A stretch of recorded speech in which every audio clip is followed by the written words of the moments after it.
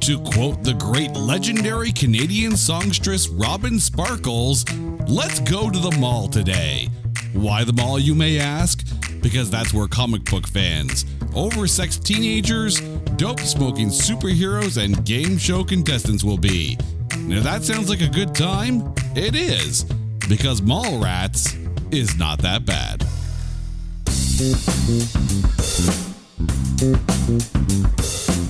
Welcome, one and all, to It's Not That Bad, the podcast that looks for A grades in B movies. Now, we have said on this show that we have a love of Kevin Smith films, so it brings me great pleasure today to defend the one and only Mallrats. And here to raise the sword to defend with me from the Almost Famous Minute and Feels Like Weezer and Watchmen Minute podcast, Eric Nash is here for the first time. Eric, welcome to the show. How are you doing? Oh, very good, Jason. How are you doing? I am doing very well. Before we get started, and this is your first time here, please let our listeners know what your shows are about. Oh yeah, well, there's a big community of Movies by Minutes shows, podcasts, and I've completed one, and I'm in the middle of another, Watchmen Minute and Almost Famous Minute, and it's just looking at dissecting an entire movie, minute by minute. For each episode is 1 minute, and it's pretty good discussions quite often, I feel like, and it's very detail oriented, that's for sure, and that's the kind of guy I am. Just little by little nitpicking everything. That sounds really familiar, and I feel attacked at this point, but that's okay. That's okay. But before we do get into this, what is it about Mallrats that made you want to pitch this movie to defend?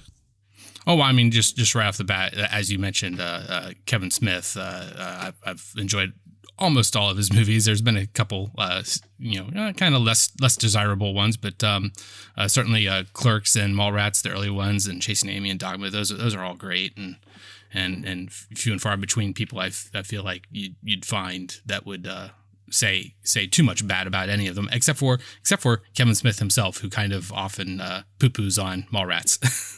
I think undeservedly, but that's the kind of guy he is. I think that's more the self-deprecating humor on his point. Oh, yeah. But this is now, by the way, the third Kevin Smith film that we have defended on this show. Of course, we started with Jersey Girl, and we have gone down Yoga Hoser's road, but it brings me great pleasure to be able to once again watch Mallrats. So before we get into this, before we dive into the View Askew universe once more, it is time to take Mallrats and trailerize it. Determined men on a mission in the dangerous world of high-stakes consumerism. One man will attempt to win his girl back by sabotaging a game show and fomenting the collapse of a would-be media mogul. Another will attempt to rescue his lost love from the dangers of being in the back of a Volkswagen. Two will look to facilitate those goals through blunt force. And by that, I mean blunts and the force. And finally, one desperate soul will continue his journey, his life's quest to see a sailboat. Along the way, they'll eat cookies, crash change rooms, and meet the man. All of this happens in one New Jersey day. It's like a New York minute, just on the other side of the tunnel. From the mind of Kevin Smith comes Mallrats. Rated R for retail therapy. There's a lot to unpack out of this one here, but let's get into who is in this film. The movie stars Jeremy London, Jason Lee, Shannon Doherty, Claire Forlani, Ben Affleck, Joey Lauren Adams, Renee Humphrey, Michael Rooker, Ethan Suplee, Jason Mewes, and of course, Kevin Smith. However, there is a huge, almost starring list for this film. So, Eric, I'm just going to toss a few names out here, and I'm going to get your reaction on this. Apparently, the studio wanted Seth Green to audition for the role of Jay. So Seth Green and Breckenmeyer both auditioned, and apparently Seth Green was on call, ready to jump in if ever need be. They, of course, stuck with Jason Mewes, but I cannot picture anyone else being Jay because Jay is Jay. Oh, that's for sure. Yeah, yeah. I mean, and, I mean, this is, even though Clerks is in a sense the start of the View Askew universe. It's really this movie that cements it. Yeah, and keeping Jay, I think, was a vital part of that. I don't. It's crazy to imagine that they really would have gone through with a recasting. I mean, I can understand if the studio was worried, because of course you have to think around this time was probably, before Jason Mewes was completely clean of all drugs and whatnot. So, and not that we're ever behind the scenes, we know nothing. I'm just an idiot in a basement with a microphone here in Canada. But I can understand why the studio would want a backup plan. But thankfully, Jason Mewes is still in this one. For the role of Mr. Svenning, Brandy's father, it was originally thought of to be played by William Atherton, who of course was in Ghostbusters and Die Hard, but he turned it down because apparently it was like a oriented for teens film. But the idea of William Atherton in that role is actually fascinating. Yeah, that's one I didn't know. Yeah. Thanks for educating me on this, because I there's definitely these things that I'll be able to, I feel like, pitch in here with the I certainly knew the Seth Green thing, but William Atherton, that would have been pretty crazy. Well, when you think about his role as Walter Peck in Ghostbusters, and of course Thornburg in Die Hard, right. Like almost the perfect level of authority level. Exactly. Yeah. And just enough to be like the thorn in everybody's side. Like William Atherton was so much fun in those kind of roles. And I think he would have been good in this one, but then that's not taken away from Michael Rooker. Oh no. Oh my God. No, because we're talking Yondu here. You can't diss Yondu. In the role of Brody, as of course played by Jason Lee, you have to listen to this list here. This is a combination of who the studio suggested, who auditioned, and who was considered. And I'm just going to throw these names out one at a time. I'm going to get your reaction on this, Eric, okay? Mike Myers. Wow. Yeah, that doesn't seem right at all. No. I mean, I like him awfully well. I mean, but just not in the role of Brody. No. Yeah. Adam Sandler. Oh my gosh. Oh, that's even worse. Yeah, in my mind. Wow. Chris. I mean, Farley. I don't care for Sandler very well, but yeah. Okay, yeah, so we're going all SNL. Page, yeah. Well, that was studio suggestions at that point. Wow. Yeah. Yeah. Also auditioning was Steve Zahn. Okay. And under consideration was Mark Wahlberg. You're trying to picture that one now, are you? Yeah, that's. I like the Steve Zahn. I feel like is the best so far, but I mean, yeah, I could easily see Steve Zahn. Yeah.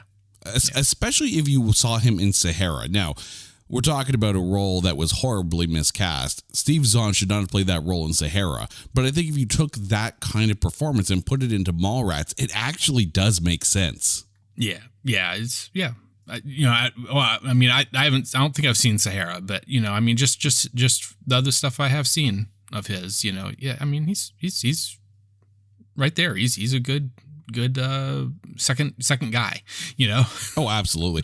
Or if you think about his role in That Thing You Do, another great film. Yeah, that's kind of what popped in. Yeah, just basically transport that character into this. I think it would have worked. In the role of TS, and again, here's a combination of studio suggestions and people who were in the running or considered. Ethan Hawke, Henry Thomas. Yeah, Henry Thomas. I'm liking Ethan so far. And Leonardo DiCaprio. Yeah, wow. I can't picture that one. I mean, it's. I feel like it's a stretch right off the bat for like Ethan or Leo to have been working with Kevin Smith, but. Well, I mean, keep in mind how long ago this was, but yeah. I mean, but we got it with Ben and Matt, so with their working with them at various points. I mean, mostly Ben, but yeah. Apparently, also Brian O'Halloran auditioned for the role of TS before he got cast as Gil Hicks. Now, in the role of Renee, the role was actually promised to Joey Lauren Adams before she was cast as Gwen.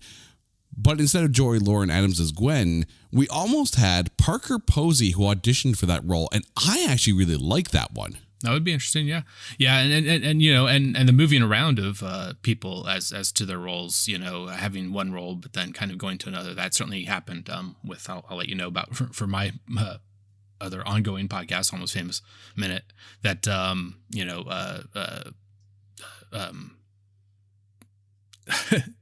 New Girl lady. She was actually going to be Penny Lane for a bit, or actually maybe it was vice versa. Kate Hudson or Penny Lane, or I don't know why I'm blanking on the New Girl name. You're thinking Zooey Deschanel. Yeah, Deschanel. That they kind of had switched roles in a sense. One or the other had the other's role for a moment, and then they kind of rejiggered it and got him into the proper roles. I certainly believe.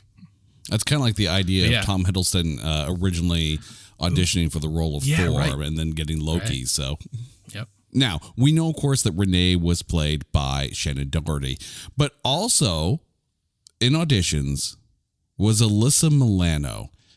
And I'm a little surprised that Alyssa Milano has not yet actually been in a Kevin Smith film, because I have a feeling that she would have worked in this role as well. Yeah. I like how that works. Yeah. Now, in the role of Trisha, as played by Renee Humphrey, apparently auditioning for the role was Jennifer Love Hewitt. And I feel at this point, we've basically taken everything from like 90210, Party of Five, and Charmed and thrown it all at Mallrats here. I don't know about Jennifer Love Hewitt in that role, though. Yeah, and that's certainly got the tie-in with Ben there as well. That would have been interesting, but wow. But also auditioning for both the role of Brandy and Renee were Kari Wuhrer and Jenny McCarthy. Yeah, Jenny McCarthy. I mean, she was hopping, I think, at this point, that's for sure. But wow. Now, in the role of Brandy, of course, played by Claire Forlani, Lala Sloatman, who people will probably remember from Dream a Little Dream and Pump Up the Volume, was considered, but I can't picture that one. Cannot picture it at all. Now, also, according to IMDb, auditioning for roles in the film, but of course it didn't say who they were auditioning for, were Shawnee Smith, Heather Graham, and Reese Witherspoon. And like when you take a look at all the people who were either under consideration, suggested, or auditioned, like that's a who's who of Hollywood then and now. Yeah, I feel like any of those could have worked pretty well. Yeah, that would have been very interesting. And when you consider that, release-wise, this, of course, is the follow-up to Clerks, that's got to say a lot about Clerks and how people reacted to that film for people to want to jump in on this. So kudos to Kevin Smith, who, of course, wrote and directed this. That being said, this film was given a dishonorable mention at the 1995 Stinkers Bad Movie Awards. It wasn't even in the top 5, however, and, of course, no one was taking that worst movie award for that year over Showgirls. However, when it was released on the October 20th, 1995 weekend, and all of a sudden I feel old just saying that, this movie debuted at number 13. 13. Now, the top film that week was the debut of Get Shorty, which came in at $12.7 million. Mallrats debuted with about $1.1 million. Now, it should be noted that it only debuted in 852 theaters, half the number of theaters that Get Shorty debuted in. So slight asterisk, but not enough, to get it up to that level. That being said, at number 2 was the debut of Now and Then. Number 5 was the debut of Never Talk to Strangers. So it was the lowest grossing debut film that weekend. And of course, that hurt the take on this one. The movie was made with a budget of $8 million and worldwide only made $2.1 million. And the reason why we're here, aside from the fact that you have pitched this film to talk about this, is the critics. Over at Metacritic, this film has a Metascore of 41. And over at Rotten Tomatoes, the audience score is 82%, which I kind of agree with. The Tomatometer, 58%. So it's one of the more borderline films that we've talked about. But of course, I don't think Kevin Smith is for the critics at all. Yeah, I mean, certainly, I feel like there's a certain sense in Clerks that they liked there. There's something to it. This raw, but for a second outing, I feel like they had something much more respectable in mind that he would do, not something very comic booky and almost more juvenile in a way than Clerks was. Well, I mean, I remember too, like watching the first An Evening with Kevin Smith, and he was talking about how what he had to do, and with all the credit cards and whatnot in order to be able to make Clerks. And then here's the studio saying, "Here's $8 million, go make Mallrats." It's like, what? Like I get that, but that being said, there is an extended cut of this film, which is vastly different from the theatrical cut, to the point of there are apparently 100 differences between the original theatrical release and the extended version, including an entirely different opening. That's something to watch. I'll put it that way here. I'm going to ask you. I don't think I've seen it in full, but for the style of podcasts that I mainly do, the Moves by Minutes, the Jay and Silent Bob Minute that I guested on, that is what they covered, was the extended cut version. For hour, much more than a normal 90, 100 minutes worth that Kevin's theatrical cuts normally are. But they kind of regretted, I feel like, having done that, but they wanted, I think they wanted to be the couple guys that did that movie by minute of Mallrats. They chose to do that, and I understand, but I feel like they would have kept their sanity a little bit better. Well, when you realize that in a movies by minute format, you're on episode 30 before you get to the mall in that extended cut. Yep. Like that's insane. Like, it's called Mallrats. Get to the mall. All right, let's get to the breakdown of this film. We're going to start with T.S. Quint as played by Jeremy London. So, Eric, how was Quint for you in this? I mean, I actually kind of enjoy the character. It's not the greatest of everyone that's here, that's for sure. I'm not gonna put him. He's not gonna be my VIP or MVP or what have you. I think you do in the show later on. But he's pretty serviceable. I mean, the acting isn't top notch, but the character itself, he's fulfilling the right role. He's got a attitude about him that works for being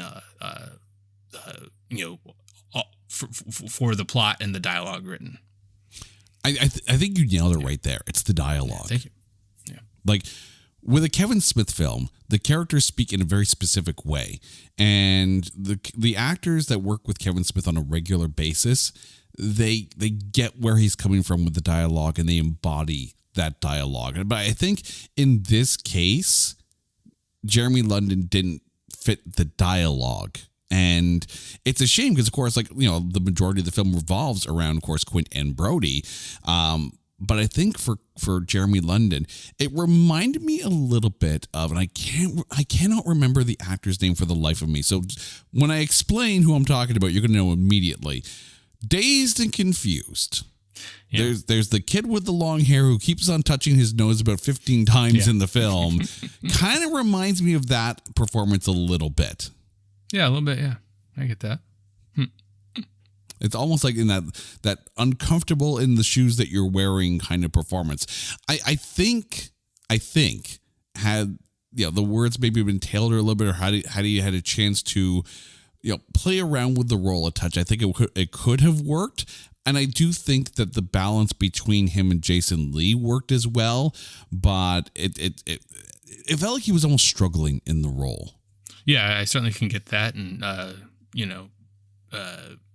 but I still feel that there's just a little bit of an everyman to him. He's not too crazy acting. He does. I do feel like it centers the movie a bit fairly well. So I'm not totally down on him, but I'm not totally great with him either. I think the one thing they did get right, though, is that if you're going to have an actress like Claire Forlani in the role of Brandy, you need someone with the presence of a Jeremy London, I think, for the idea of Quint and Brandy as a couple to work. And I think in that case, they cast that couple very well. Yeah, that makes a lot of sense. I mean, yeah, and certainly that's something I've heard most associated with Lucas and the casting of Star Wars, that he really went for the chemistry between the various actors, and he found it with Mark and Carrie and Harrison. Oh, absolutely. And even when you think about, the pairing of Ewan McGregor and Liam Neeson, that worked very well together. Maybe not so much Natalie Portman and Hayden Christensen at the time, but Hayden Christensen's back. We're good with Hayden Christensen once again. It's all good. But let's move on to Brody, of course, played by Kevin Smith's favorite Jason Lee. How was he in this role for you? Yeah, I mean, that's where we're getting kind of, I feel like, the top notch. It's cementing Jason Lee as a Kevin Smith guy, that he'll come back to after this again and again.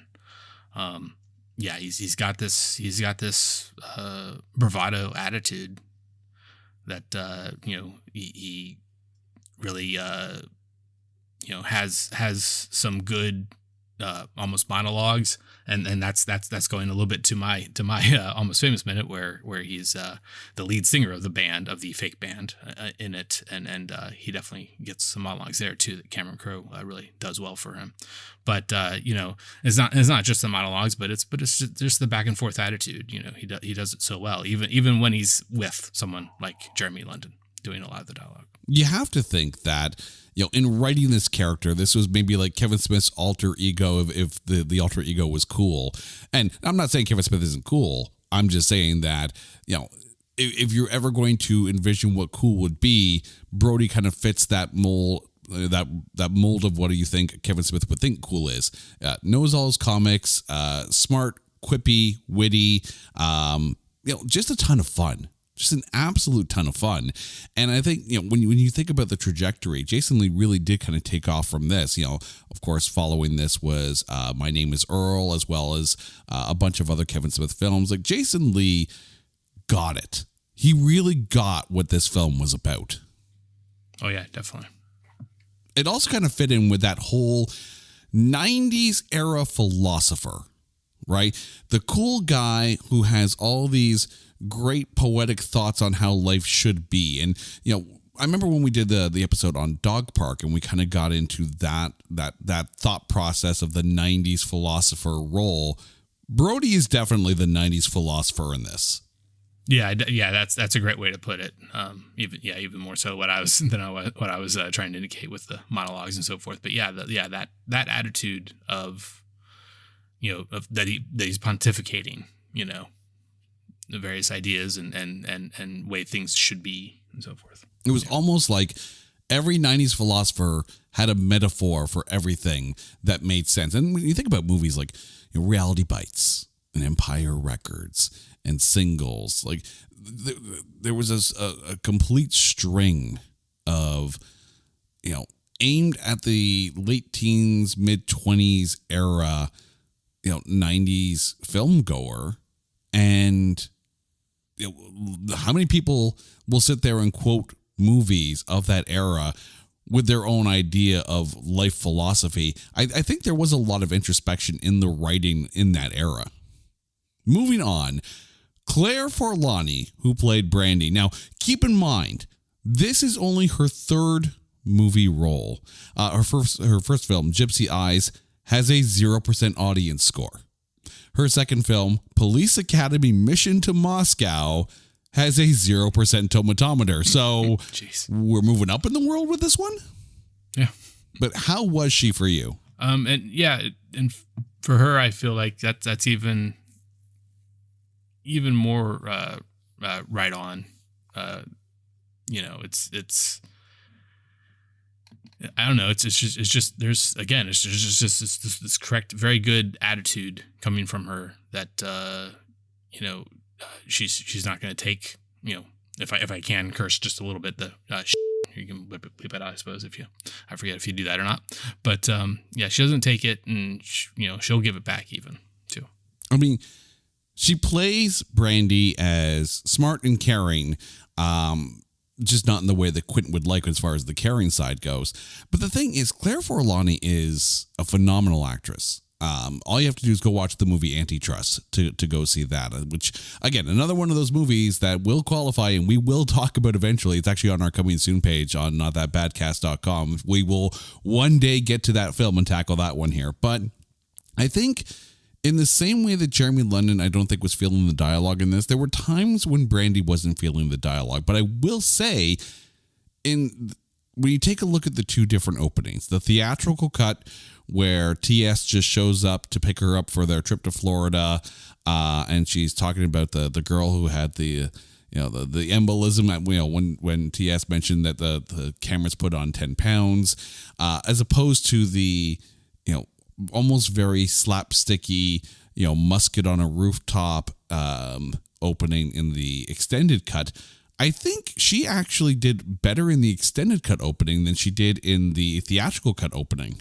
Moving on, we now get to the role of Renee as played by Shannon Doherty. When you think about Shannon Doherty, this is, to me, aside from 90210 and aside from Charmed, to me, this is the role that I think of when I think of Shannon Doherty. So how was she in this for you? Yeah, I mean, and Shannon, she does great, I think. And I don't even really, I like barely ever watched either of those shows. And yeah, it's definitely this that I know her from. And she's doing some good work I hear, I think too. It's nothing to be down about as far as I can tell. I think the fun thing too with this role is that it's almost like meta comedy for her. It's probably one of those things where as soon as they realized that they had Shannon Doherty for the role, it's like, okay, we're going to change the script a little bit and we're going to actually have a little bit of fun with her popularity on 90210. Of course, they make the Brenda joke in the movie. But I love the fact that she actually had fun with it. I think that's almost endearing, in her performance in this. Let's get back to the Svenning family here. And Michael Rooker, who played, of course, Brandy's father. We talked about William Atherton and the idea of putting him into this role, but let's get to the person who did have it, Michael Rooker. How was he for you? That definitely would have been one way to go, William Atherton. I mean, it would make a lot of sense, but then Michael Rooker, you got a whole different kind of attitude for him. I feel like that he brought to it that he's a little more grizzled. I feel like is probably a good word. And he's a little more, on the mean side, not just to be mean, but to really get a job done. It seems like he's just really just trying to, do his work and care for his family. I feel like that's there. I think the nice thing too is that he plays the foil well, and the fact that he does all this in order to try to stop Brandy from going to Florida with TS. He probably had an inclination, when the talk of them going to Florida was happening. He probably had an inclination that he might try to propose or something like that. So it makes sense that he tried to pull something like this off, and I think in that sense, the idea of asking Brandy to help with the show, it's a little meddling, and I think that kind of fits. I feel like we've been picking on Michael Rooker a little bit on this show lately because, of course, we did recently talk about him in Days of Thunder, but, enjoying him in that role. He does play gruff very well, and I think the thing is, whereas William Atherton probably would have brought the snark, I think, or at least the smarmy media mogul idea, I think the idea of Michael Rooker as a much more intimidating father figure worked better in this case. Yeah, I definitely see that. Yeah, it's And Michael Rooker, the thing I probably know him best, I always kind of would point out to people that, hey, he's like one of the second, third hand guy in the office for JFK. That's one of the earlier things he did, I feel like. You mentioned Days of Thunder, and apparently, that's right about the same time even too. But yeah, he's doing great. See, I make it a rule of thumb never to mess with anyone who was in the Belko Experiment. Which, if you've seen that film, A, phenomenal film, but B, don't mess with anyone in the Belko Experiment. Ben Affleck Batman himself as Shannon Hamilton. Kind of a smarmy guy in this one here, but I think he kind of works. Did it work for you? Oh yeah, I mean, so this is coming off of the Dazed and Confused that you mentioned before for other reasons, but I mean, it made a lot of sense that Kevin Smith would get with him and cast him as in this role, and it's not leading role. He's not leading yet, but he's playing a kind of the one of the two bad guys, main bad guys. The kind of it works well that there's each of the guys, the father and the fashionable male employee. And that's the thing. I think, for TS, it made sense to have Michael Rooker as the nemesis, the very imposing father figure. For here, Shannon is the complete antithesis to Brody, right? Brody is the comic book loving Sega NHL playing Go Hartford Whale. He's that guy, right? And Shannon Hamilton is the complete opposite of that. He's the jock, the prep, the frat boy, right? He's the guy in the designer clothes and the slicked back hair, and it's all about perception. Whereas Brody is like, come as you are, hang and have a good time. So I think the balance works well, and I think Affleck really kind of leaned into this one here. It really took on that frat boy vibe. Yeah, that's definitely a good way to put that. Yeah, he is very kind of slick, but also, like I said, he's playing one of the bad guys here. Yeah, and the thing is, Affleck plays him in a way that you're not supposed to like Shannon. You're not, and you don't. You absolutely don't. So mission accomplished. We've said on this show a number of times. If you're not supposed to like the actor, or at least the character, and you end up sitting there, really disliking the actor because of the character. Yeah. The actor did a phenomenal job. Affleck really nailed the unlikableness of Shannon Hamilton. But let's get to the supporting cast here. We have Joey Lauren Adams, who of course played Gwen, another Kevin Smith fave, and of course, the next one being Chasing Amy, which of course had Affleck and Jason Lee and Joey Lauren Adams. Like this obviously set that up, but Joey Lauren, it's a smaller role. But how was Gwen for you? Yeah, so Joey as Gwen is doing a pretty good job. I definitely like her better. I feel like in Chasing Amy, that character it works. It's much more suited to her. But here, I mean, she's being used pretty well. For a good bit of some good comedic bits and so forth. But it's and the thing here is that they apparently kind of after around the time of this movie is when the two of Kevin Smith and Joey started dating, and had a short relationship supposedly, but then still went on to make Chasing Amy together, so seemingly very amicably ended relationship, but her role is great. Yeah, I think the key thing about Gwen is that not only does she humanize Brandy with their friendship, but I think she also humanizes TS a little bit because, of course, TS and Gwen used to go out together until it broke up. And, of course, Gwen is using that connection while talking to Brandy to point out how good TS and Brandy work. Like, Gwen is almost the anchor point for these two in showing why they work well together. Yeah, that definitely makes a lot of sense, yeah. Gwen has a purpose. The purpose is to make sure that the couple gets back together. Renee Humphrey as Trisha, or Trish the Dish. A tad uncertain at times in the role again for me, but I think she was well cast for this. And that's, and it's, I feel like this is probably one of the tougher roles for anyone, playing this character, this young character amongst the group. I feel like, if I'm right, the 15-year-old, but doing this experiment, journaling, so forth, to be published, on sex for, that's happening amongst, teenagers and early 20 somethings, or I guess all the way up to the 30-ish age, I believe, even too. Her coding system is straight up laughable and fun.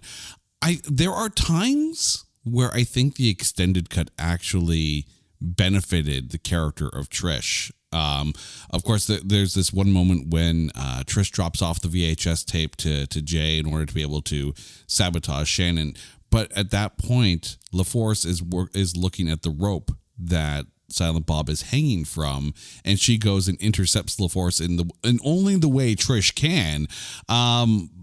But I think it's one of those things where this is one of the characters that benefited from the longer, more, the side characters got more room to play with.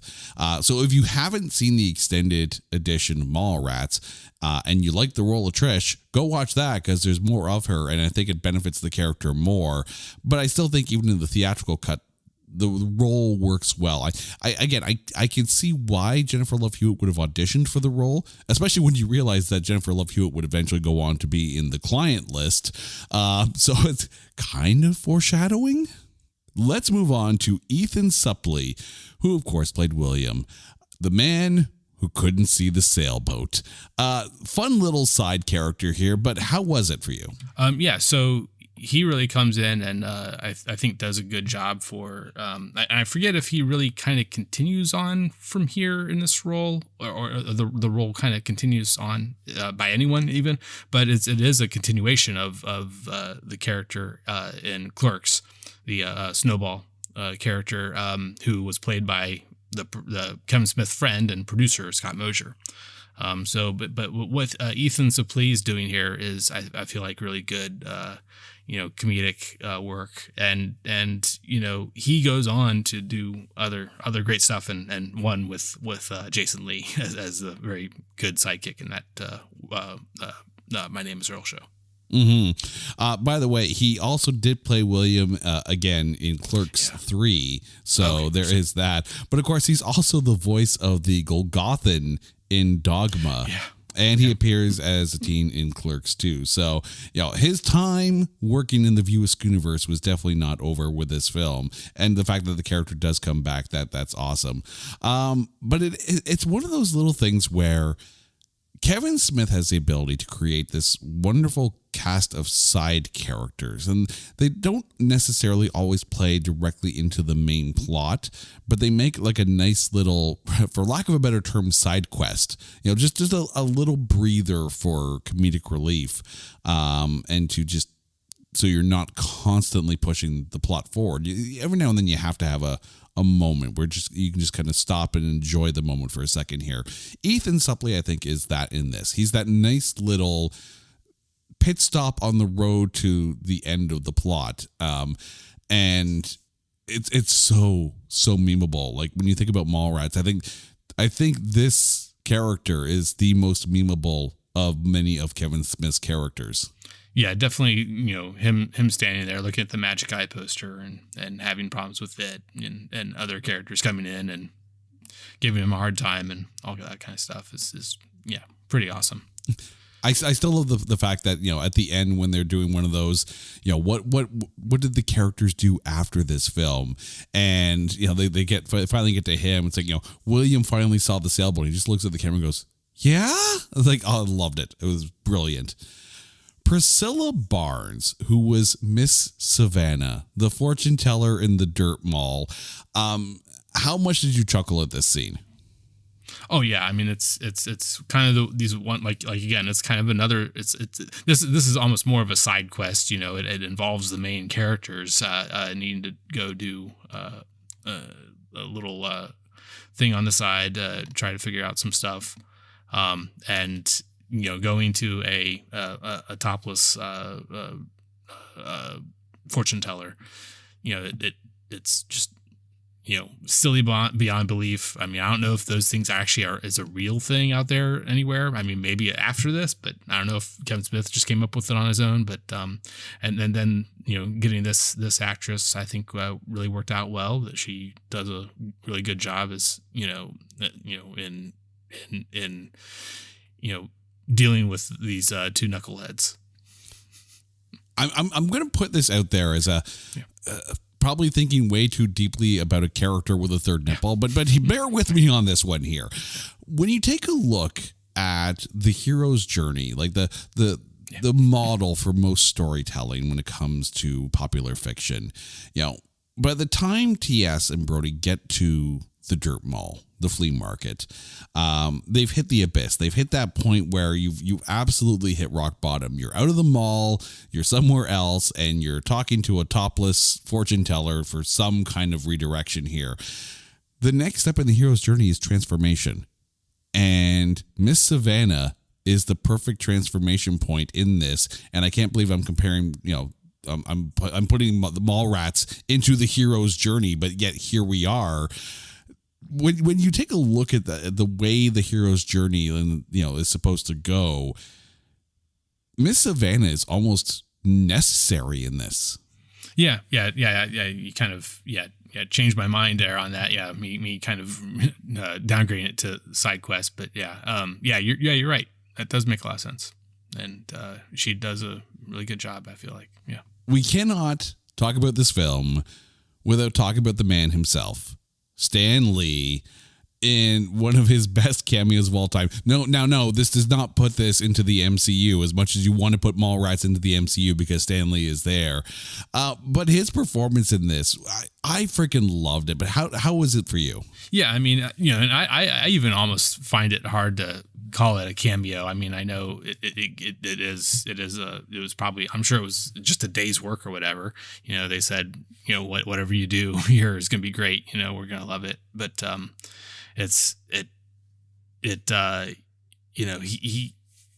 he's playing himself. And in so many of those other Marvel cameos, and even though they've kind of said, oh, maybe he is kind of playing the same character throughout them all, in those quite often are all these kind of various jobs that he's doing in those roles. But this, I mean, he's playing himself, so that makes it kind of feel a little bit like a cameo, but it's something that's very important to the plot to again, just doing something very similar to what the fortune teller was doing. I don't know. I do think Stan Lee is one of the watchers. That's how he's able to witness everything. Yeah, but also, if you go back and watch Captain Marvel and Stan Lee's cameo in that, he's holding the copy of the script of Mallrats. So maybe Mallrats is MCU. Maybe it's canon. I do want to believe that. But the thing is, Stan Lee's, his moment in this, his story moment in this, it's almost as powerful, I think. Actually, I would say it's more powerful than in Chasing Amy when Silent Bob goes on his absolutely long rant story kind of thing. And there's those moments where you meet that character and that's the turning point.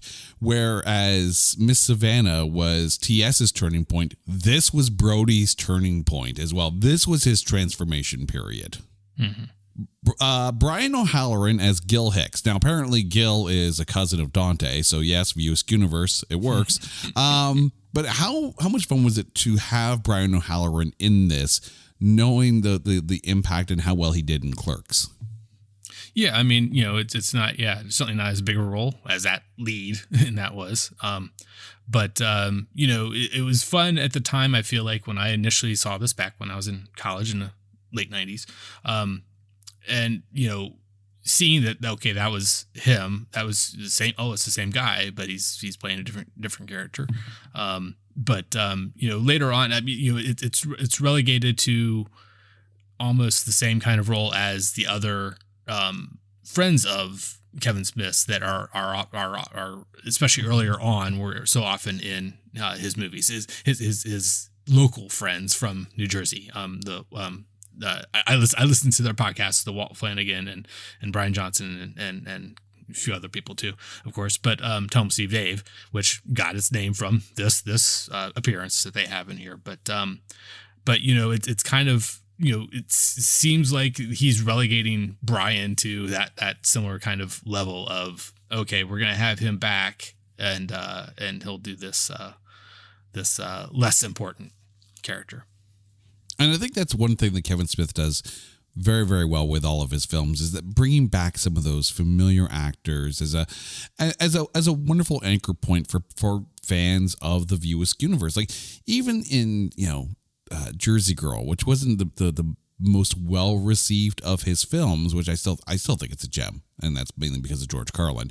But you have those moments and those actors pop up, and it's like, oh no, it's still a Kevin Smith film, and that's good. And whether you like his films or not, Adam Sandler is very good at that as well, casting his friends, bringing back the same familiar people, so that even if you're not enjoying the Adam Sandler film, happens, you enjoy when the regular cast of characters come back. And I think it's that, and Tarantino again also does the same thing, right? Like it's very much this work with your friends mentality, and it's almost comforting, I think, to the viewer. Yeah, definitely. And like I say, while I feel like he's moved on a bit, like you mentioned Jersey Girl, sure, there's some there, but that is what now a kind of old movie. But in some of his more recent stuff, where he's done the Red State and Tusk and Yoga Hosers, he's kind of gotten another, at least there's definitely the one big one that I note from those is Ralph Garman. Who is one of his many podcasts that he used to do, kind of, I feel like at this point, co-host there, the Hollywood Babylon co-host. Oh yeah, and that's the thing. Like when you have the ability to work with your friends and just have that much fun filmmaking, it needs to be applauded. Now, I can't believe we are at this point in the podcast, and we're only now getting around to talking about Jay and Silent Bob in this. But I think this is the film. Like, yes, they were in Clerks, but I think this is the film that cemented Jay and Silent Bob as the characters that they were going to be. But how was, compared the two, Jay and Silent Bob in this and then Jay and Silent Bob in Clerks, which one worked better for you?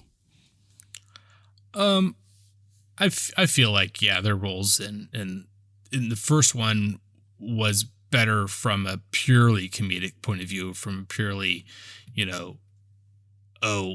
we got these couple kind of almost losers in a sense. Maybe, I feel like a lot of people would describe them, hanging around and just being knuckleheads. But in this one, they do bump it up a good notch, and that continues forward, where they play an even more and more important role in the outcome, the plots of the movies.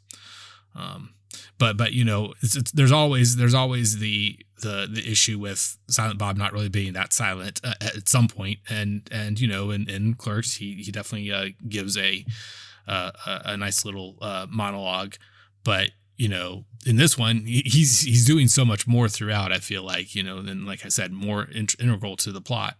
But there's like half of them when they are in Kevin Smith's movies, because they're not always in his movies. All of his movies. But Silent Bob, half the time, roughly, he speaks and says something really important. The other half, it's just something kind of non sequitur, just off the cuff and seemingly off the cuff, and so much more for comedic effect. I just keep picturing this moment in Jay and Silent Bob Strike Back, and the sign on the back of the car says "Critters of Hollywood." Like, again, every now and then you need that character to snap. But I mean, you think about it, right? I mean, Penn and Teller have done that shtick their entire career together, right? And here it works very, very well. I often think of Jay and Silent Bob, and I can't believe I'm comparing Kevin Smith to Shakespeare, but here we go. Jay and Silent Bob are the modern day Rosencrantz and Guildenstern. And I think you need those kind of characters in films that have a decently large cast and a lot going on. You need those characters for levity, companionship, and almost a grounding for everything else that goes on around them. Yeah, and it's also related right back to, again, Star Wars. It's the 3PO and R2D2. You know, they're kind of the background ish, but through line of the whole thing. C3PO and R2D2, Statler and Waldorf, like the idea of the Rosencrantz and Guildenstern-esque characters in properties is a mile long, but I think Jay and Silent Bob fit into that characterization very well. There you go, everyone. I have compared Kevin Smith to Shakespeare successfully, I think, here. Let's take a look, though, at Kevin Smith's filmography for a second here. Obviously, Mallrats, because we're talking about it on this show, the critics kind of, poo-pooed on it kind of thing, but critics are whatever. But when it comes to the View Askew-niverse itself, how does Mallrats rank for you? It's fairly high, but because essentially the Jay and Silent Bob movies themselves, those are on the lower end for me. I haven't rewatched them too much, and even Clerks 2, and I still have. I'm not as big of a fan. I have not watched the Clerks 3 yet. It came out last year now, at least about a year ago or more. I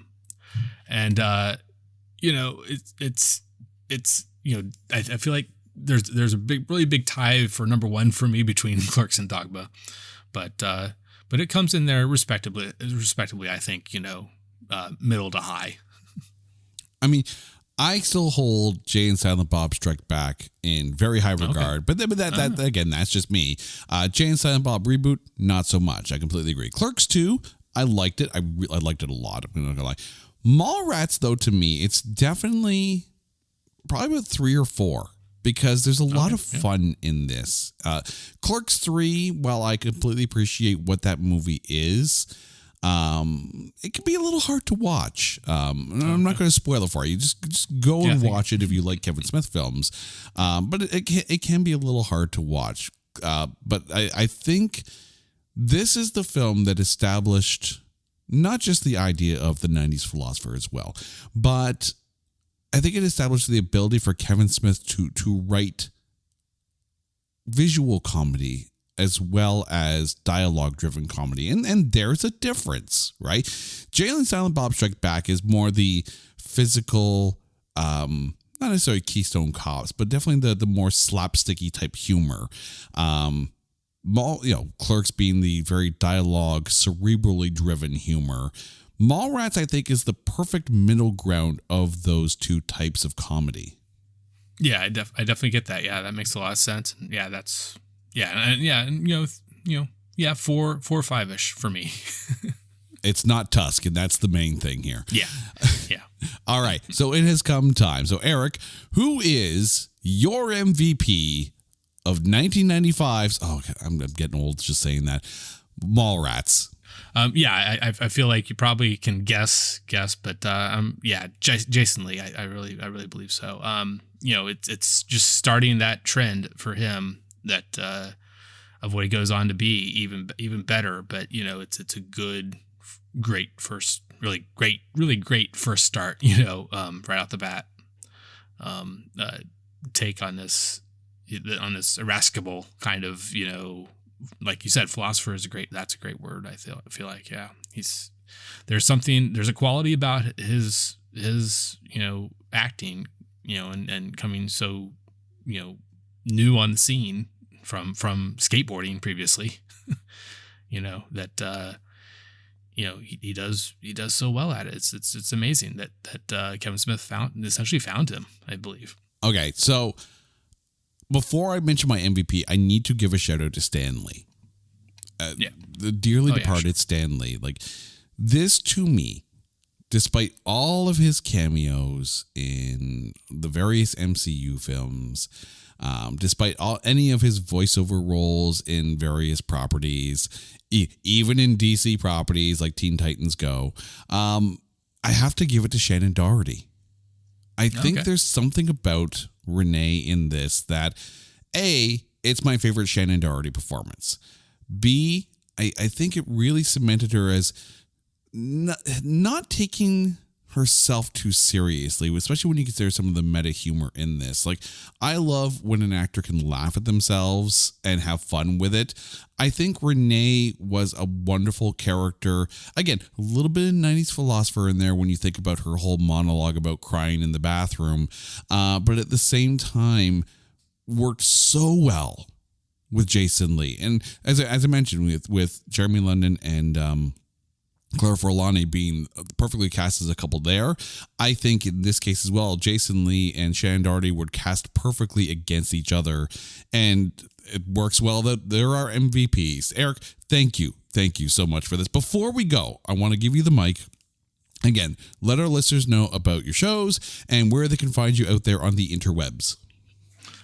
So Watchmen Minute was the first one that I did, completed. And we actually, at the end of doing the director's cut there, 186 minutes, 186 plus episodes, because we also then, right when we were finishing it, essentially was when the Watchmen show came out. So we did episode by episode for that. So if you're interested in that as well, you can just check out the last 9 or 10 episodes of from that feed.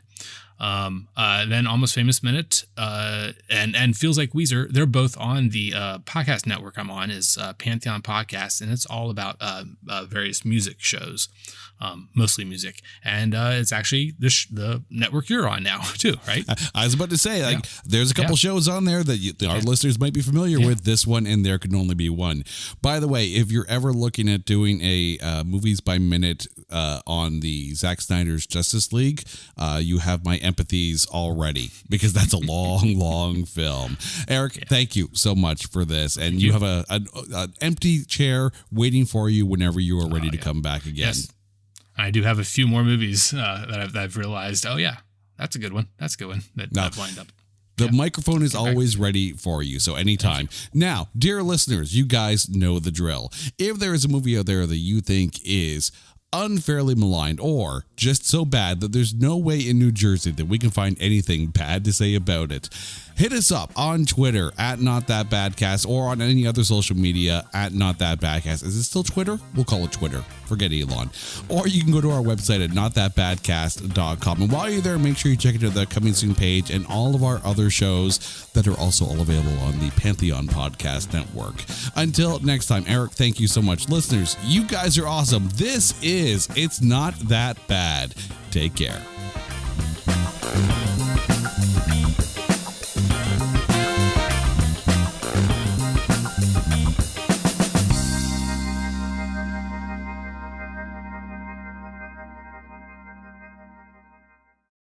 Hey folks, Stefan Shirazi and Renee Richardson here from the Metallica Report. And we are proud members of the Pantheon podcast family, where the best of music and podcasts unite. We've got something pretty cool for you. We're giving away an exclusive Metallica merch package worth over $250. That's a whole lot of Scary Guys, Skulls, M72, and other sought-after Metallica swag. And we've made it easy for you to win. Follow and share the Metallica Report, and you're in the game. Go to pantheonpodcast.com/Metallica, enter your email, and hit that button to be entered to win.